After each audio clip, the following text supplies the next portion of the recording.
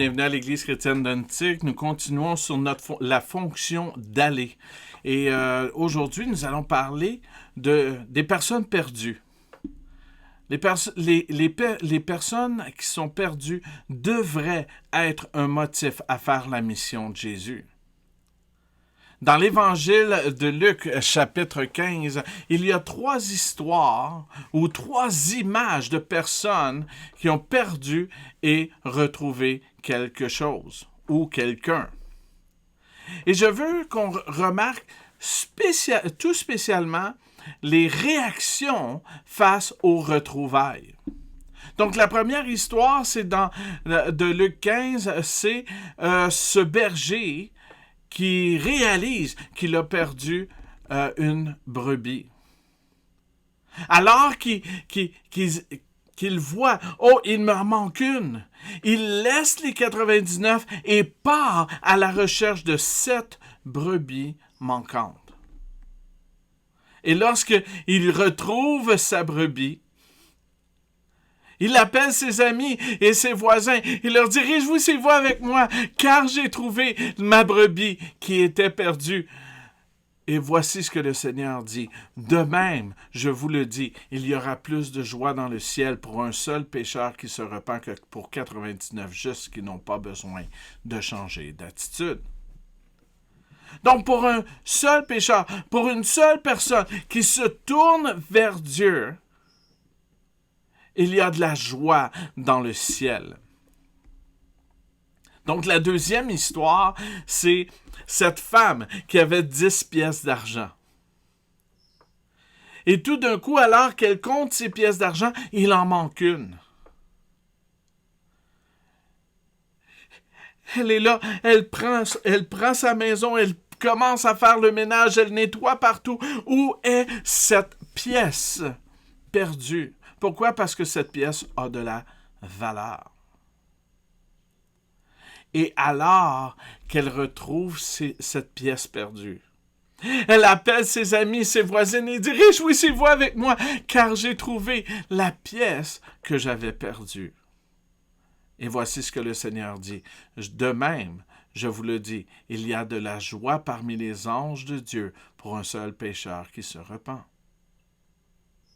La troisième histoire, nous parlons du père avec ses 2 fils. Et le plus jeune de ses fils qui demande au père, « Donne-moi ma part d'héritage. » Et il prend sa part d'héritage et il quitte. Il laisse son père. Il s'en va, il commence à dilapider tous ses avoirs, et alors qu'il y a une famine qui frappe, il n'a plus rien, il n'a plus d'amis, et il est face à « faut que je me trouve un travail ». Et le seul travail qui lui reste, c'est de nourrir les cochons. Et alors que les cochons sont bien nourris, lui, il ne peut même pas manger cette nourriture-là. Il n'a pas accès à aucune nourriture. Il se dit en lui-même, « Oh, et les serviteurs de mon père sont mieux traités que cela. Ils mangent en abondance.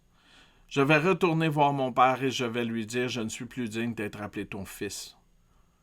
Mais je viens et je suis prêt à travailler comme un serviteur. » Et alors que ce raisonnement-là, il part et retourne voir son père. Et avant même qu'il n'ait plus dire un seul mot, son père part à la course et il prend son fils dans ses bras. Et c'est alors que le fils dit, « Voici, je ne suis plus digne d'être appelé ton fils.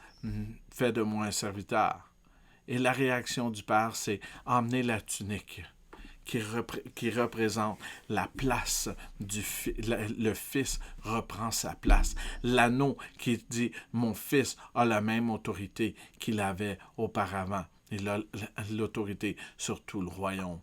Et alors qu'il prend son fils, il tue le veau gras et il commence à se réjouir. Il dit, « Amenez le veau gras qu'on a engraissé, tuez-le, mangeons et réjouissons-nous, car mon fils que voici était mort, et il est revenu à la vie. Il était perdu, et il est retrouvé. » Et ils commencèrent la fête.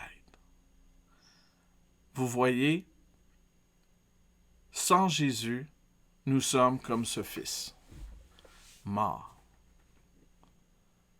Et le Seigneur dit, viens, reviens. Tu vas prendre la place et la position de fils et de fille de Dieu. Alors, ces trois histoires devraient nous motiver et de nous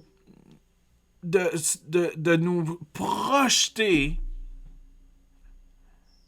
dans l'œuvre et de faire la mission pour le Seigneur, afin qu'il y ait réjouissance pour cette personne qui revient à Jésus.